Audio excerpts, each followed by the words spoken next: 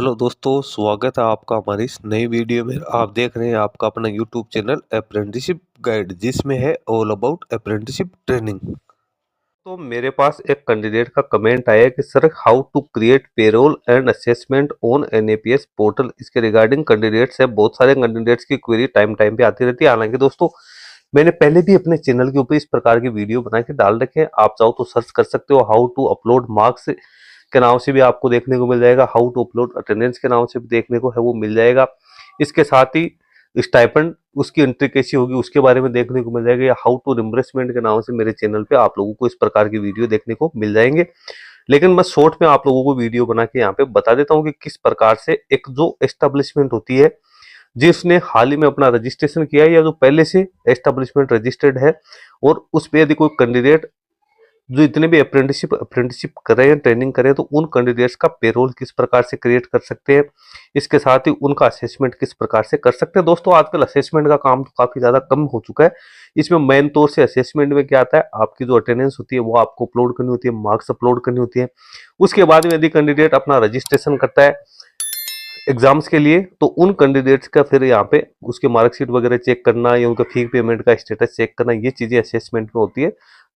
इसके ऑफिशियल जो पोर्टल है उसके ऊपर आपको सारी जानकारी देखने को मिल जाती है। इसके रिगार्डिंग समय समय पे जो एनएपीएस पोर्टल है उसके ऊपर है वो एसओपी भी जारी होती है, यूजर गाइड है वो भी यहाँ पे जारी हो जाती है। फिलहाल के लिए दोस्तों एक चीज मैं आपको यहाँ पे क्लियर कर दूं, अभी मेरे पास किसी भी एस्टेब्लिशमेंट की आईडी नहीं है, इसलिए जो पीडीएफ फाइल जो एनएपीएस पोर्टल की ओर से जारी की गई है उसी के आधार पर मैं कुछ सिंपल सी डिटेल्स आप लोगों को बताने वाला हूँ। लिंक मैं अपने वीडियो के डिस्क्रिप्शन बॉक्स में भी डाल दूंगा, जहां से आप दोनों ही प्रकार की यूजर गाइड से उसको डाउनलोड कर सकते हैं, और उस यूजर गाइड्स के आधार पे फिर आप अपने अप्रेंटिसशिप इंडिया पोर्टल है जो एस्टेब्लिशमेंट आईडी से लॉगिन करके और वहां पे असेसमेंट कर सकते हो और पेरोल क्रिएट कर सकते हो। ज्यादा कोई इसमें है वो कोई परेशानी वाली बात नहीं, इतना कॉम्प्लिकेटेड नहीं है, आजकल तो काफी इजी हो चुका है क्योंकि इसका इंटरफेस है वो बहुत ही ज्यादा यहाँ पे डेवलप कर दिया गया। दोस्तों, इसके लिए सबसे पहले तो आपको अप्रेंटिसशिप इंडिया पोर्टल पे आना है, उसके बाद में आप लोगों को यहाँ पे लॉगिन एंड रजिस्टर सेक्शन में आना है।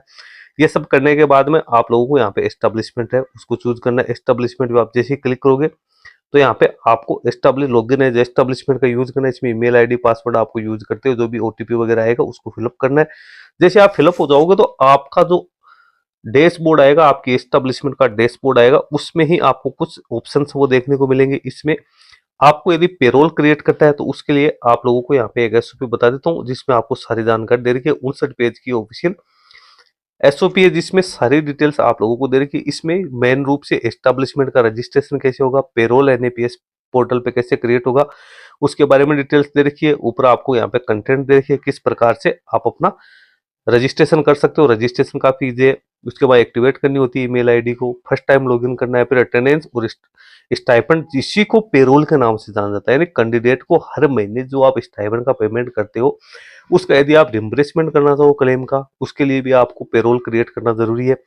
आप ऑनलाइन मोड में भले ही सैलरी का पेमेंट करो, सॉरी स्टाइपेंड का पेमेंट करो कैंडिडेट्स को, तो भी आपको पेरोल क्रिएट करना पड़ेगा।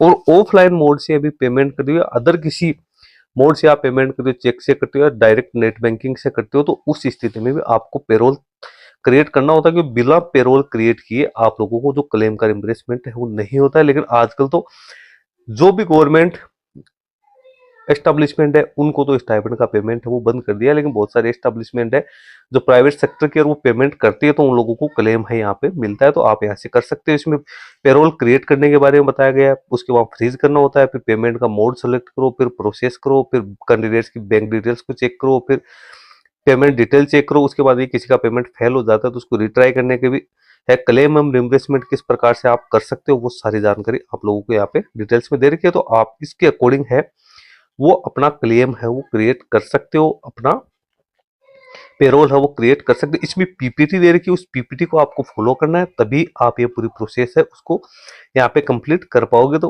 पेरोल क्रिएट करने के लिए आपको जो यहाँ पे ऑप्शन दे रखा है पेरोल क्रिएशन का, अटेंडेंस एंड स्टाइपेंड का जो ऑप्शन है उसमें, इसमें होम पेज पे आप जैसे आओगे तो आपको डैशबोर्ड में जाना, डैशबोर्ड में स्टाइपेंड, अटेंडेंस एंड स्टाइपेंड में जाना है, और इसमें जाके आप अपना जो पेरोल है वो क्रिएट कर सकते हो। इसमें आपको सबसे पहले तो मंथ सेलेक्ट करना होता है, कौन से महीने का आप पेरोल क्रिएट कर रहे हो, और रिम्बर्समेंट वो 3-3 महीने से होता है। हालांकि आप जो ये जो पेरोल है वो ईयरली मंथली भी आप यहाँ पे चूज कर सकते हो। आपको मंथ वाइज ही यहाँ पे पेरोल क्रिएट करना है। उसमें आपको कैंडिडेट को सिलेक्ट करना है। कैंडिडेट को सिलेक्ट करने के बाद में उस महीने में कैंडिडेट कितने दिन प्रेजेंट रहा है, कितने दिन अब्सेंट रहा है, वो सारी डिटेल्स डालने के बाद जो पेमेंट आपको टोटल पेएबल अमाउंट है वो आप लोगों को यहाँ पे डालनी होती है।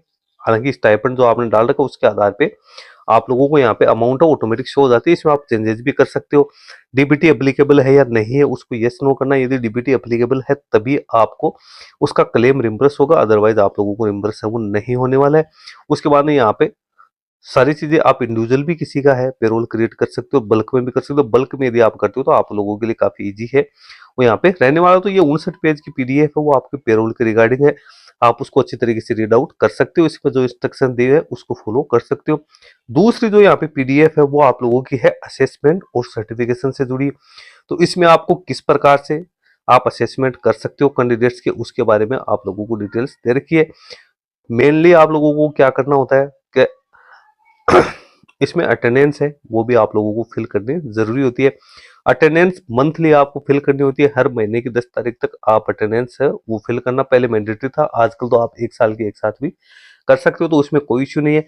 लेकिन जब तक आप अटेंडेंस अपलोड नहीं करोगे कैंडिडेट्स की पूरे 12 महीने की, उससे पहले आप मार्क्स अपलोड नहीं कर पाओगे। मार्क्स जब आप लोगों का प्रैक्टिकल टेस्ट कंप्लीट हो जाता है तो उसके बाद में आपको यहाँ पे मार्क्स है वो एंटर करने होते हैं। असेसमेंट ईयरली असेसमेंट होता है तो मार्क्स आप लोगों को यहाँ पे अपलोड करने होते हैं। तो उसके बारे में भी आप लोगों को सारी डिटेल्स है वो दे रखी है।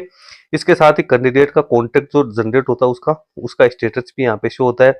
उसका जो सर्टिफिकेट जनरेट होता है उसके बारे में भी आप लोगों को यहाँ पे जानकारी दे रखी है। आजकल आईटीआई पास आउट कैंडिडेट है उन लोगों के लिए तो सीबीटी एग्जाम हो बंद हो चुके हैं, लेकिन जो नॉन आईटीआई फ्रेशर कैंडिडेट है उन चीज कैंडिडेट्स के लिए यहाँ पे ये जरूर है। तो आप यहाँ पे इस प्रकार से ये पीडीएफ है उसके अकॉर्डिंग है आप यहाँ पे असेसमेंट वो कर सकते हो। तो दोस्तों दोनों ही पीडीएफ है, इसका लिंक मैं अपने वीडियो के डिस्क्रिप्शन बॉक्स में डाल रहा हूँ। काफी यूजफुल ये पीपीटीज है जो आप किसी भी एस्टेब्लिशमेंट के लिए काफी फायदेमंद हो सकती है। ज्यादातर जो प्राइवेट सेक्टर के एस्टेब्लिशमेंट है उन एस्टेब्लिशमेंट में काम आजकल ज्यादा रह गया है, क्योंकि गवर्नमेंट एस्टेब्लिशमेंट है उनके अंदर डीबीटी का पेमेंट आना बंद हो गया है, तो वहां पे है थोड़ा इसके रिगार्डिंग काम कम हो रहा है। अभी हमारी जो एस्टेब्लिशमेंट थी वो भी गवर्नमेंट एस्टेब्लिशमेंट थी, इसलिए उसमें इस प्रकार का कोई काम अभी नहीं हो रहा है। इस वजह से मैंने पीपीटी के थ्रू आप लोगों को ये सारी चीजें हैं वो समझाइए। मैं लाइव क्रिएट करके आपको नहीं दिखा सकता। फिर भी आप लोगों की किसी प्रकार की कोई समस्या हो तो आप मुझे कमेंट करके कॉन्टेक्ट कर सकते हो। इस वीडियो में इतना ही। Thank you and bye bye.